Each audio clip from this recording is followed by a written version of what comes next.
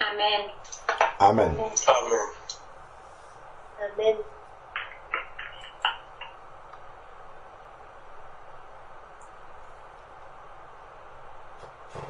Je voulais aussi poser une autre question. Est-ce que je peux? Oui, vas-y, ma soeur, vas-y. Ah oui, en fait, on a une sœur qui va se marier demain, mais elle fait les remariages. Alors, elle nous a invités. Moi, particulièrement, j'avais dit non, je ne peux pas venir dans ce mariage. Alors, elle me juge, oh non, tu deviens trop religieuse, c'est mon jour, j'aimerais que tu sois là. Tout là. Moi, je dis carrément que je ne peux pas participer à ça, parce que je pense que ce n'est pas bien aux yeux de Dieu. Elle était mariée, c'est son mari qui l'a fait venir ici en Europe, et après 4 enfants, elle est divorcée, elle va encore demain, ils vont faire le mariage coutumier. Donc moi, de mon côté, j'ai dit non. Bon, Thierry, lui, il a trouvé bon de participer, mais moi, j'ai dit non, moi, je ne peux pas participer. Donc, est-ce que par là, est-ce qu'il y a un péché là ou bien, bon, moi, je trouve que c'est pas problème pour nous, les enfants de Dieu qui sommes éclairés, de faire l'hypocrisie, de participer dans ces choses-là.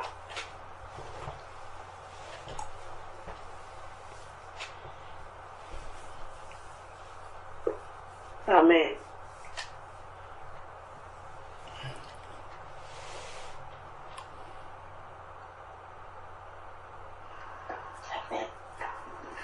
Amen. Gloire à Dieu.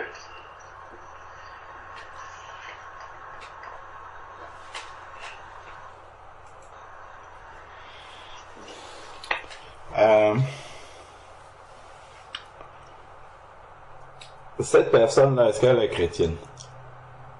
Est-ce qu'elle est un enfant de Dieu? Moi, je pense qu'elle se dit chrétienne, mais je ne crois pas. Et je ne crois pas. D'accord. Elle n'est pas enfant de Dieu.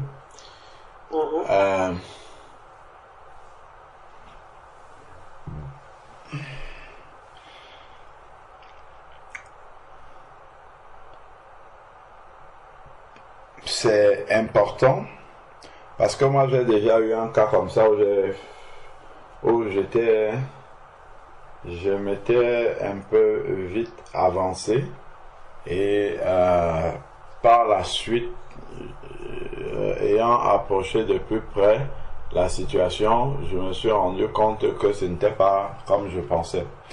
Parce que j'avais un ami, effectivement, qui était... Ok. J'avais un ami qui était marié, et après, il a divorcé de son épouse et son épouse, on avait gardé le contact avec les deux, séparément. Et son épouse s'était mariée aussi, elle s'était remariée avec quelqu'un. Et elle nous avait même invité parce que, chez elle pour voir où elle habitait. Et je crois qu'elle avait même eu déjà 2 ou 3 enfants avec ce mari-là. Et j'étais mal à l'aise un peu par rapport à ça. Bon, c'est vrai qu'elle était en train de faire son chemin vers la foi, bon, même comme c'était à l'église catholique. Et plus tard, en discutant avec le frère de cette dernière-là, qui s'est converti après, il m'expliquait que lorsque sa sœur s'est mariée, son papa n'était pas d'accord, le papa de la fille.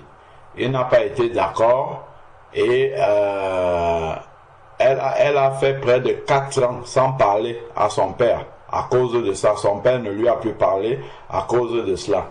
Est-ce que ce mariage-là, il est valable devant Dieu? Est-ce qu'elle a été mariée devant le Seigneur?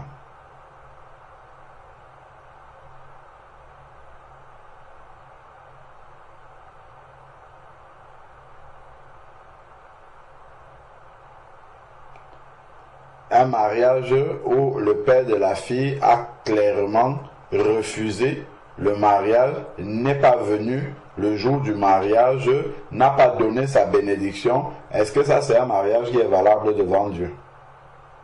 Non. Si elle se sépare et qu'elle va se mettre avec quelqu'un d'autre, est-ce qu'elle est en train de se remarier? Et cette fois-là avec la bénédiction, l'approbation de son père.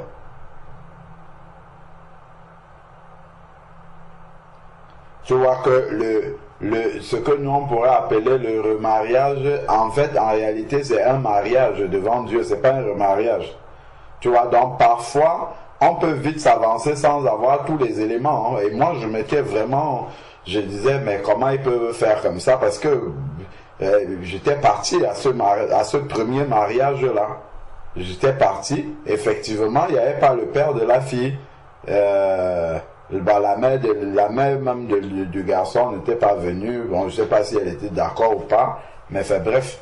Donc on peut avoir des situations comme ça aussi. Donc il faut, enfin, c'est un aspect. Hein, c'est juste un aspect de dire que c'est un aspect à ne pas négliger où on peut tirer une conclusion comme ça sur un mariage alors que devant Dieu ça n'a jamais été un mariage. Parce que ça ne s'est pas passé dans les conditions bibliques, dans les conditions où Dieu valide le mariage. Donc ça c'est un aspect. Bon, après maintenant s'ils sont vraiment mariés, coutumièrement comme nous on le dit, avec la bénédiction des parents, ça veut dire que le mariage effectivement était devant Dieu. C'était un mariage que Dieu a validé, et effectivement s'il y a un deuxième mariage par la suite, ce qui est important dans ces démarches là, le Seigneur connaît déjà notre cœur, il sait que nous sommes éclairés, que nous ne participons pas on ne veut pas participer au péché d'autrui, tout ça le Seigneur il le sait déjà. Maintenant c'est effectivement de marcher par l'esprit, comme on disait tout à l'heure, marcher par l'esprit et voir quel est l'intérêt de Dieu là-dedans. Dans cette situation, qu'est-ce que Dieu veut faire? Dieu veut toujours, dans toute situation, je crois qu'on avait partagé ça une fois là par rapport à la minute de silence. Dans toute situation, Dieu veut toujours sauver les personnes s'il arrive à sauver. Si les personnes sont disposées.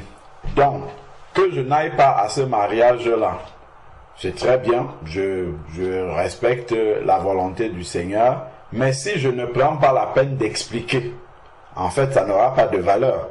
Enfin, ça ne va pas apporter quelque chose.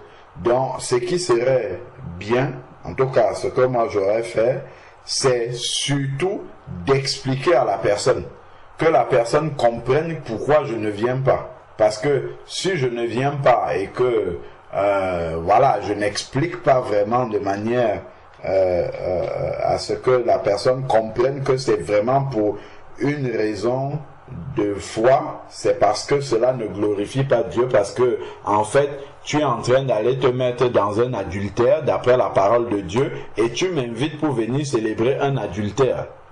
Tu vois, c'est comme ça que ça sonne pour moi, selon la parole de Dieu. Voici tel verset si tu dis que tu es chrétienne. Bon, si les personnes ne sont pas converties, là c'est beaucoup plus compliqué à expliquer.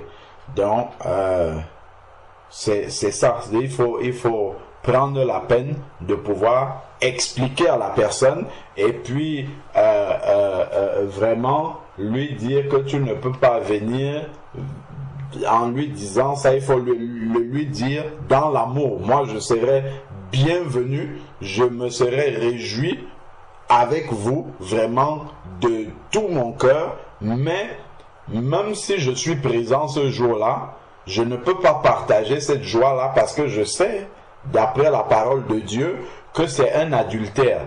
Donc, je ne pourrais pas être en communion avec vous à ce moment-là, parce que la parole de Dieu me dit que c'est un adultère.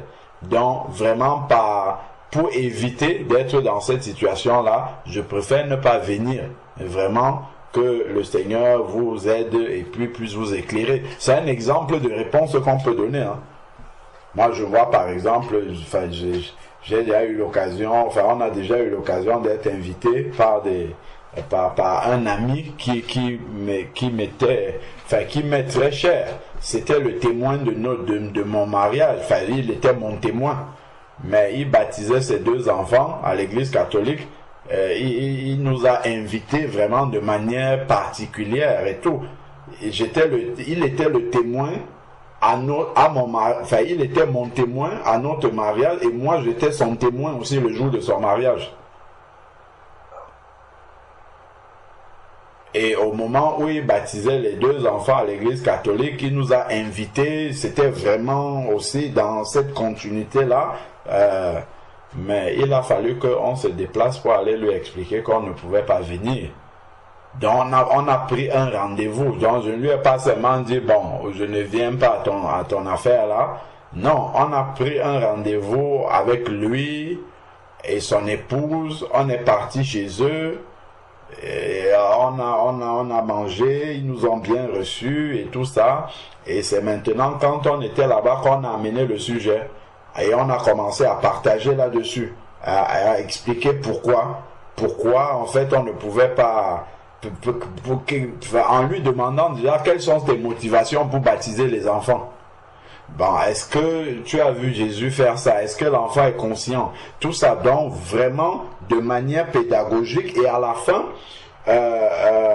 on ne lui a pas dit en le blessant comme ça que non, moi je ne peux pas participer à ça. On avait été conduit à lui expliquer vraiment que même si on vient pour te faire plaisir, en fait, on ne pourra pas être en communion avec ce qui va se passer. Donc, si nous on va être là et ne pas partager cette joie-là de tout notre cœur, ce n'est pas sincère que nous puissions être là. Donc, vraiment, par rapport aux convictions que nous avons de ce que la parole de Dieu enseigne, honnêtement, nous, on ne peut pas venir pour ces raisons-là. Et il a compris, hein, il a dit vraiment pas de problème.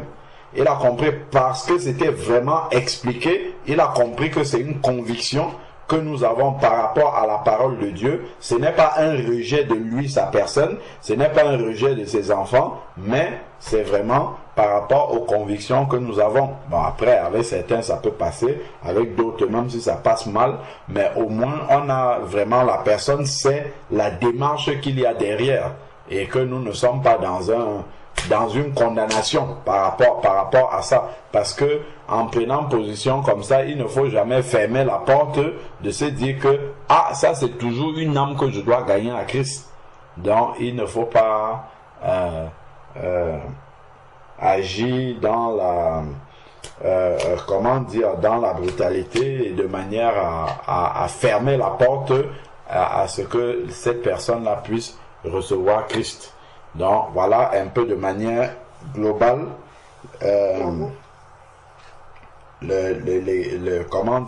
l'exhortation que je peux donner par rapport à cette situation-là, qui sont des situations qui vont souvent nous arriver, hein, notamment les baptêmes des enfants. Il y a beaucoup d'autres choses comme ça auxquelles on peut être confronté et sur lesquelles il faut prendre position.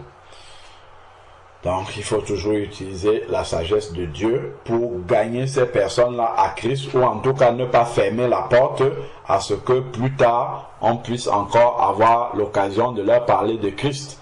Et pas que lorsqu'on va revenir, vont dire, ça ce sont des personnes qui passent le temps à condamner, à juger, qu'on ne voit pas comme eux, ils nous rejettent, ils ne participent pas, ils ne viennent pas, ils se pensent saints, et tout ça, tu vois, c'est tout ça que nous devons avoir présent à l'esprit lorsqu'on va poser un acte, parce que en posant cet acte-là, Dieu ne nous justifie plus par rapport à la prise de position que nous avons eue, parce qu'il sait ce que nous pensons dans le cœur. Il sait les convictions que nous avons par rapport à ça. Donc Dieu, il ne va pas venir nous pénaliser. Enfin, il n'a pas les regards là de voir est-ce qu'elle va partir, est-ce qu'elle ne va pas partir. Non.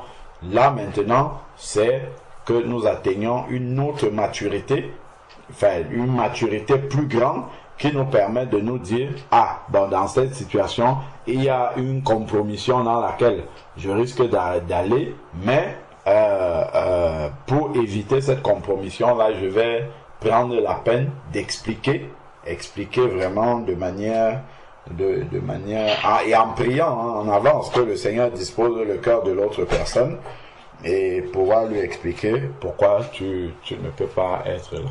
Amen. Amen. Amen. Amen.